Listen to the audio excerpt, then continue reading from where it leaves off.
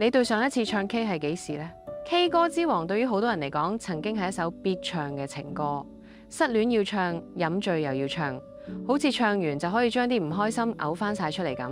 但係如果你細心咀嚼下林夕寫嘅每一句歌詞，你會發現呢首歌根本唔係情歌，甚至可以講呢個係林夕寫俾香港樂壇或者寫俾我哋每一個現代人嘅一封遺書。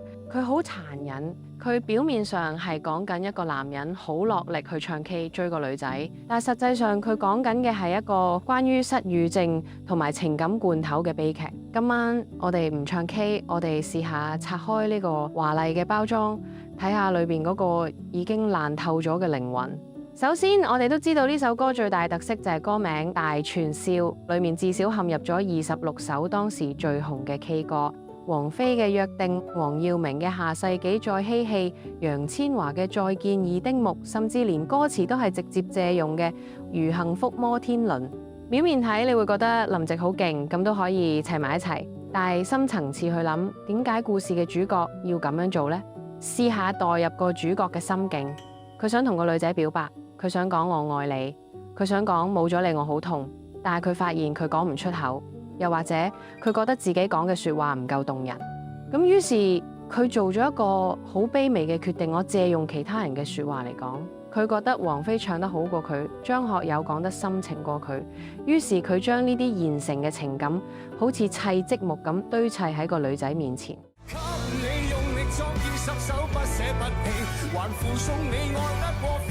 留意用力同附送呢兩個詞，佢係幾咁討好，幾咁廉價。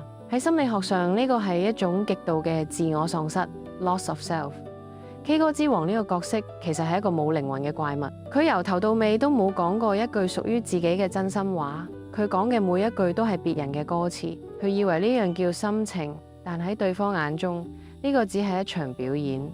除咗堆砌歌名，林夕仲寫咗一段好痛嘅歌詞，將呢種單向嘅付出推到極致。將我漫天心血一一拋到銀河。試下想像個畫面，主角將自己最珍貴嘅心血，好似煙花咁拋上天，希望對方會抬頭望一眼，好壯烈係咪？好偉大係咪？但下一句即刻一盆冷水淋落嚟。誰是垃圾？誰不捨我難過？分一丁目贈我。呢度引用咗盧巧音嘅垃圾同楊千嬅嘅再見二丁目。主角意識到佢拋出嚟嘅所謂心血喺對方眼中其實同垃圾冇分別，佢甚至卑微到只求對方施捨一丁目咁細嘅空間俾佢難過。呢個就係現代愛情入邊最常見嘅通病，自我感動。我哋成日覺得我為你付出咗咁多，點解你唔感動？因為你嘅付出根本唔係對方想要嘅，你將心血拋到銀河，對方只會覺得你係製造緊太空垃圾。呢種唔對等嘅溝通，先至係 K 歌之王最令人窒息嘅地方。你越用力，你就越顯得可笑。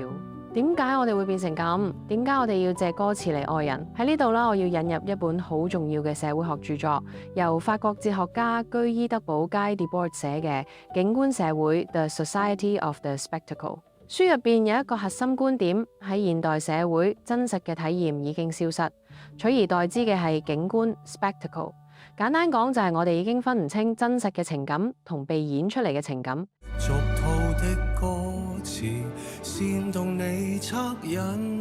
林夕喺度直接踢爆咗個真相，你以為你被感動，其實你只係被煽動。嗰啲情歌、電影、劇集為我哋提供咗一套標準化嘅愛情模板。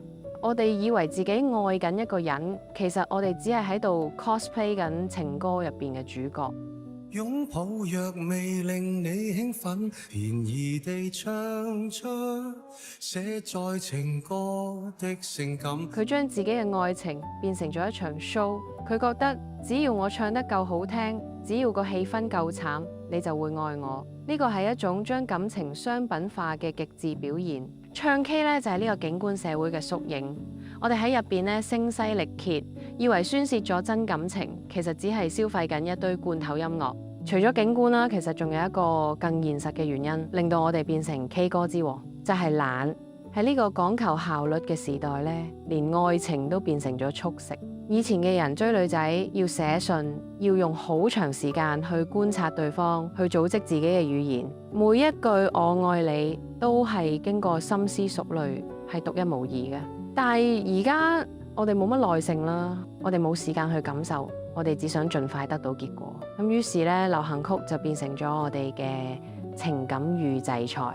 林夕、黃偉文已經幫你切好晒、煮好晒，你只需要打開個罐頭，翻熱一下就可以攞去送俾人。來吧，送給你，叫幾百萬人流淚過的歌。留意幾百萬人呢個詞，你送俾佢嘅係一份幾百萬人都用過嘅複製品。你以為呢個係共鳴，其實呢個係標準化。當你用一份標準化嘅禮物去追求一個獨一無二嘅人，你注定會失敗，因為真正嘅愛係唔可以量產㗎。故事嚟到最後，亦係全首歌最殘忍嘅一句。經過幾百字嘅鋪排，主角唱到喉嚨都爛埋，獻盡咗所有經典金曲。個女仔有咩反應呢？你怎麼竟然說 K 歌之王是我？好多人以為呢個係一句讚美，哇！你唱得好好聽啊，你係 K 歌之王啊。錯。如果你聽得明林夕，你會知道呢個係一句判刑，呢個係一句徹頭徹尾嘅侮辱。試諗下，你同一個人表白，你講到腰心腰肺，流晒眼淚，然後對方同你講：哇，你口才真係好，你應該去參加朗誦比賽。你會點？你會崩潰，因為對方完全無視咗你嘅愛，佢只係評價緊你嘅表演。喺個女仔眼中，你只係一個娛樂大眾嘅小丑。你唱得好聽，你可以做 K 歌之王，但你永遠做唔到我嘅男朋友。而你那呵欠絕得不能絕，嗰個呵欠係對主角最大嘅嘲諷。你嘅心情喺對方眼中只係一場沉悶嘅卡拉 OK 表演。你贏咗個王嘅稱號，但係 sorry 啊，你輸咗成個世界。K 歌之王呢首歌出咗20幾年，但我哋依然喺度唱，依然喺度聽。點解？因為我哋每個人或多或少都係嗰個患咗失語症嘅 K 歌之王。喺呢個資訊爆炸但係情感貧乏嘅時代，我哋越嚟越唔識得表達自己。唔開心嘅時候，我哋唔識講，唯有分享一首歌去 IG Story。想表白嘅時候，我哋唔敢講，唯有憑歌寄意。我哋匿喺別人嘅故事裏面，留住自己嘅眼淚。林夕當年寫呢首歌係諷刺，亦係憐憫。佢見到咗呢個時代嘅通病，我哋擁有咗幾百萬首情歌，但我哋卻喪失咗愛嘅能力。下次當你再去唱 K 嘅時候，不妨問下自己，你唱緊嘅係歌詞定係你自己？希望今集嘅解讀可以令你重新認識呢首廣東歌嘅巔峰之作。你有冇其他歌想我哋深入分析一下呢？歡迎喺留言區分享。如果中意我哋嘅內容，歡迎訂閱我哋。我係你嘅心流導航員阿玲，我哋下一集再見。